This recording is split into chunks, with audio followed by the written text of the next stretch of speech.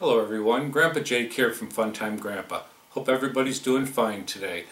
I wanted to take a little time and update a review that I did quite some time ago on trackers that can be used to locate a flyaway, a system that ends up in an area where you didn't see where it landed. And in the past, it's been a little difficult to set these trackers up. Finding the one that will work properly, finding a SIM card, finding a carrier. It's been difficult. I've used most recently this RF V-16 tracker, which works pretty good, but again, it takes a lot of effort to get it working and functioning properly. I've got time left on it, so I do use it occasionally, but the one I'm going to talk about today is called Trackimo, and I've been watching this company for some time, trying to get a sample to try. It was a little difficult doing some communication between them, but they've now got some offices that handle the United States, and it's been wonderful. This gentleman David that I've been working with has been good at helping me understand it. Some of the issues that I've found with it, they're going to be working on them. And I think if they listen to some of my suggestions, I think they're going to end up with a perfect tracker, not just for the RC aircraft, but for all their customers. But for now, it's still definitely the option I think you should take if you do want to get a tracker. This is the unit. It's called Trackimo, and I've got a little cable tethered to it, and it's pretty neat. It comes packaged very nicely in a little box with some little features in it. You've got, which I wouldn't recommend around the quadcopters or anything with a compass, is it's got a magnetic housing if you did want to stick it on a car or whatever. It's got a belt clip on there if you want to put on a child or a dog. Also has a little gel case that can protect it, and comes with a nice little strap, charging cable, whoops, and some easy to use instructions and some Velcro. So it comes packaged very nice, very complete. The thing that's really nice about it is you don't have to go buy a SIM card. All you have to do, once you get your device, it'll come with a serial number, get online and you activate it. That's it. And what's nice about it, with the first purchase price, it will give you a full year of service. Now, people have talked about these SMS messages and the cost to them. There's a couple ways around it. First, you really don't need to use them if you're using it on your aircrafts, because it has to be pushed from here to send the SMS back to the text message back to you. So instead, in the options that are online, and let me back up a little bit, it gives you 10 of these a month at no charge. You really don't need it, like I said, if you're using it for what I'm trying to tell you for now. But if you did need to push the SOS button, it's going to text the location of where the tracker is. But you can change that. Instead of sending it to a text message, send it to an email. And from what I've been told, there are no limits on that, and there's no charges. You got to verify that, but that's what was told to me. But either way, I don't think you're going to need to use that. Still, what you can do in your settings, and this is nice, you can set it to update as often as every minute. So as it's flying, and I'm going to show you all how to get on the computer, what you're going to see, and how to find it. God forbid it does fly away, or like I said, end up in an area where you don't know where it landed. So it can track it at every minute, or if you need to, you can push track and you can find out where it is at that moment. It does two types of reporting. One, to me, is useless, and that's tracking by cell tower. So for me, right now at my home, if it only picked up the cell tower, it's going to have me a quarter mile away, half mile away. Doesn't do you a lot of good. But it then goes out and it will try to get the GPS information, which is what you need. Nothing is 100% foolproof, but it works like the other ones. It just tells you that that's what it's doing. So your first report might come back, looking for a more precise location, and that's what it's doing. It's trying to go out and get the GPS reading, which is going to bring you within, I don't know, 15, 20 feet or less. Right now, if I look at where I am on my smartphone, I'm within about 10 feet of where the tracker is. I don't have it turned on right now. But you can do all this in your settings. You can go into the settings, you can have it track by the minute, by speed if it goes past a certain speed. And again, some of the features are for not this hobby. But I'll tell you more about them when we get into the computer. So when you buy this, they also offered a little discount for anybody that uses, and I'll post this underneath, it's called GrandpaReview. If you put that into the code, it's going to knock off $5 from what I've been told, which is nice. It'll help on a little of the cost, and it's, you know, something better than nothing. So the thing is, I wanted to test this. So the day that I used it on my Phantom 2 and my Iris, and I let it fly around, but I really wanted to give it a test on a Phantom 1 that I did some modifications to, not knowing that I was actually going to lose it. So I put it into a practical test, and not on purpose, not something I would recommend. But I sent the copter up, and I was doing some FPV, and I went on the other side of some trees. I was trying to fly low, and it went into failsafe. The bad part of the Phantom 1, you can't control the return to home altitude, and it defaults at 60 feet. Well, the trees between me and my copter was about 110 feet. So needless to say, it crashed about 60-some feet, or probably 60 feet, into the top of a pine tree. And when I went to look for it, first thing I did was checked on my smartphone, and it showed me where it last reported. And I'm going to tell you a little bit more how to do this when we get over to the computer. But it told me where it was. So I went in, grabbed my stuff, and I headed out. It wasn't too far away, but where it was, I wouldn't have known if it wasn't for the tracker, because it was getting dark out. And the good thing was, it was still powered on to the point where my lights were flashing, and I look up and it's up there, and it was not in an easy to get place. I had to go home, get some ladders, get some poles, and I did bring it back down, but it came through. It gave me the exact tracking to where it was, and I can't be any more thrilled. A couple of things I asked them to do was, give me a way that I could call this or get an exact longitude, latitude back, and also it'd be nice if I could get it to tone. It doesn't do that, but that's okay. I use a little thing called stick and find, and I usually put them on the side of my equipment, and when I get within about 100 feet or 200 feet, I can actually tone it, and I can get a little tone back. So there's ways around it, but for now, this is great. And getting back to the longitude and latitude, there is a way to do it, and you need, now again, I don't know if it works on the Mac or not. I didn't get into that. I have Windows operating systems. I do have an iPhone and an Android device, so I'm able to get what I need to know where it's at, but to get the exact longitude and latitude, there is a way to do it, and you use it on the Windows computer, and I have a Windows tablet, and you can do it by date range. And when it comes back, it creates a CSV file, and in there, when it displays, will give you longitude, latitude, time. It will also give you the speed. So when I look down the list of them, sure enough, there's a 0 speed. That was the one where I knew it was located, but I didn't even need to do that because my phone got me to where I had to go. Trying to think what else I need to tell you before we go over to the computer, which will definitely help you understand how to get this working, get the information you need, and how to recover it. But for people that wonder, what I do, like for example on my Iris, I'll stick it right to the bottom here, and I usually tether it just to be safe, to make sure that if it does fall off, it stays with the copter.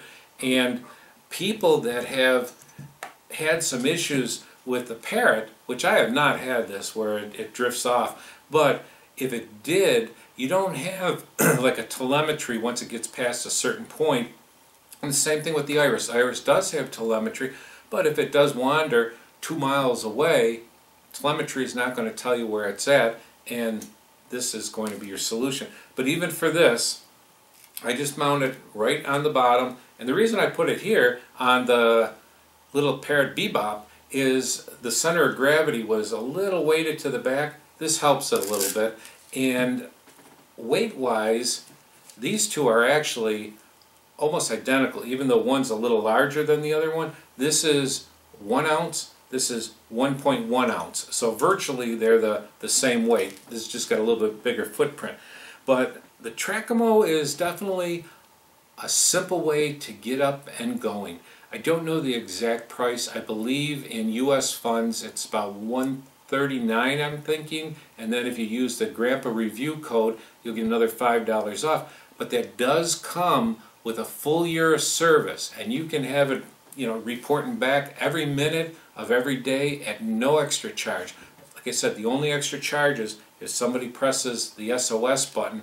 You don't really need that. And again, you can default it to an email, and I was told that that won't cost you anything. So let me stop here, and I'm going to go and show you how to get the information off of the computer, how to see it on the tablet and a smartphone, and give you some more simple ways to get that longitude and latitude, so you will have success in finding your craft should something happen. But I'm definitely convinced. It took me all of about 5 minutes to activate this. It was working perfectly. I believe you get 48 hours of usage per charge. I turn it off after each one, and I charge it every few days just to be safe. And from there, the rest is up to you if you want to go this way or go with one of the other trackers. And like I said, this tracker works great, the RF V16, but it's complicated to get it working, or you need to keep playing with it. But your choices are that or the Trackimo, and this is an all-in-one package. The support has been good. They're expanding their offices. They've got the U.S. office now. I believe it's located in Canada, but it handles Canada to U.S.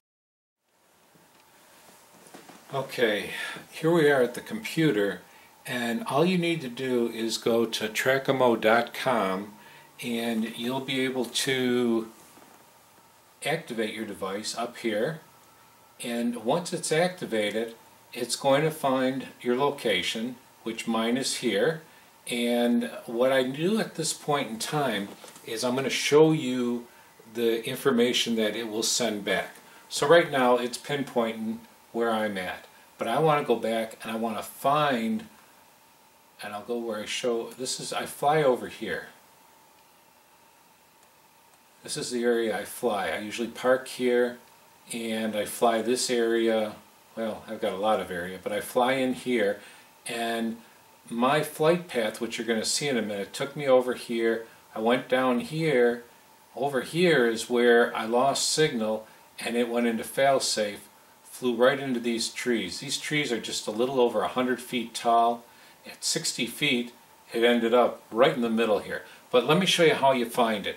And you've got all types of settings, which I'm not going to go into them right now. They're very self-explanatory, and you can set what type of alarms you want, what type of tracking. But I have it tracking every minute so that I'm going to get a result of every place it is for every minute. And it's great when I'm flying. But let me go and bring up some options. Over here you can see where I'm tracking every minute. You can track every minute to every 120 minutes. But I leave it at 1 minute. There's no charge for that tracking because it's not sending you a text message. It's reporting it to your smartphone, to the computer here, basically to your account. So you can go and look at history over here. You can look at the last hour, last 24 hours, past week, or date range. Date range is where I think is very important to look should you lose your craft. And let's go, for example, and I'll show you the date that I lost it. Right now I have in on April 9th through the 11th. And you can see some of my tracking that was going on. you would see less than this, because right now I'm giving you a lot to look at, but I'll show you exactly where it was lost and how. Okay, right here, as I touch this track, it's going to show the date and time, my speed of 0 miles per hour, which means it is stuck, and that's exactly where it was. But you can do one of two things. If you've got the ability to use a Windows computer, that will be great. Or if you can use Google Maps, which if you notice down here, if I touch Google Maps, I'll be able to tell. So I'm going to look where it is in the trees here, right about that opening there. I go to Google Maps, and right here is where it was. I'm going to touch it. And what it's telling me, it's given me a road address, which is basically the general area, like right here is where it is. But what it's doing, let me pop that back up, it's given me the exact longitude and latitude of where it's at. So now I can either go to this area, for the example, I'll right click, and I can get directions from here, directions to here, put in where I'm at, where's here, search nearby, and measure the distance. So let me go back to the Trackimo screen. And what I do is I export the CSV file, which is like a spreadsheet, an Excel file, but you can export it any way you want. Or I should say you can read it any way you want. I'm going to read it right from my Excel spreadsheet, and you would click open the file, and I already have it open, so let me pop into it. And whoops, let me widen this up a little bit so I can see all the different fields. And I'm going to be looking for the date that I had lost it, and I know it was on this date here, and I'm going to look at 0 miles per hour. So this is my longitude, my latitude, and my longitude. I can take these and I can put it into a GPS, which is what I like to have. I used to do geocaching, so this was great for me. And I put it into the GPS. It's telling me, well, from my house here, I'm 0.82 miles away, and it will, by the satellites, keep me pointed in the exact direction that I'm at, so that I can see where I am, how much further I have to go, and hopefully when it reaches 0, I'll be right where the craft has gone down. Or you can use an app. Let's see if I can show you this. Sorry, I'm trying to look at two things at once. I have an app that's called GPS Waypoints, and I click on that, and I've already entered in my latitude and longitude that I'm looking for. I go to my menu, Waypoint Manager, and let's see. Okay, I'm still looking for it. Here we are. Now, what do I want to do? And this is an app you can get. There's a lot out there. This is something going to be your own preference. Mainly, I'm just giving you extra ways to take that longitude and latitude and get you closer should the dot not give you enough information. But I'll hit go to waypoint. And again, this is going to bring up a pointer. It's going to find it. You got a setting in this that you can do it by magnetic compass or GPS. I do GPS, it's going to be closer. And it's going to again tell me 0.817 miles away. And it's going to give me some information, a lot more information on here than you really need, but it's an app. It's an app that you can use, and again, it's I believe it's called GPS Waypoint Navigator, and that's an Android app. There's so many different apps that you can use. You got to find which one will give you the information you need, and what I want to suggest is that you go and you find a point where you have your tracker, and then put it there, or put something there, and put your information in and see if you can actually find it. Don't wait until it's lost, because you're going to be in a panic. And just like what happened to me the other night, where it did end up in the tree, it's getting near dusk, and luckily I grabbed my smartphone. I brought up Trackimo right away. I knew about where it was, and once I got there, luckily the lights were still on and it was easy for me to find. Not so easy to get it down, but the fact is it was there, and I just had to come up with a plan on getting it out of the situation it was in. But let's go back to the Trackimo here, and again, you can it's back to my house here, but I can go and search, and I don't know if I had anything in the last 24 hours, but let's just say the last 24 hours.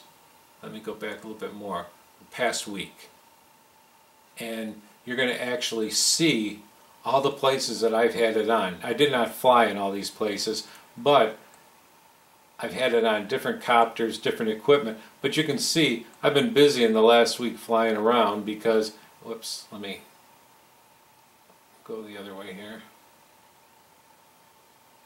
One more up, sorry about all that. This is where I fly out of. There's a little open area, and I overlook this whole general area. This may be getting tracks from my car, may not be 100% exact, but like for example, I click on this one here, and you're going to see that it's my tracker. I was flying at 24 miles per hour. You click on this one, 20 miles per hour. Over here, 21 miles per hour. Probably here it's going to be 0, I'm guessing, because it was probably resting on the ground. Over here, 22 miles per hour. I'm not high-speed flying, as you can see, but you can pretty much tell where you've been, and it's pretty neat. And that's tracking every minute. Again, if it doesn't get the GPS lock, it's going to give you a cell tower lock, which is going to be useless, but give it a few minutes and it will find where it's at. And I think that's all I really need to tell you right now. I'm going to put some stuff in the description. I'll put a link to the app that I have on the Android, and I know they've got a lot of apps for the iOS system, and you need to find one that works good. But again, remember where a spot is. Say for example, see this little Google down here on the Windows, and I believe even on the Apple, you can click on that and it will bring up the Google map. Let's say for example, I'm just going to look at this one here. Let's just say I'm trying to find out, I've lost it here. All I'm going to do is go to Google Maps and bring it up. Go over here about where it was, and let's just put it right here.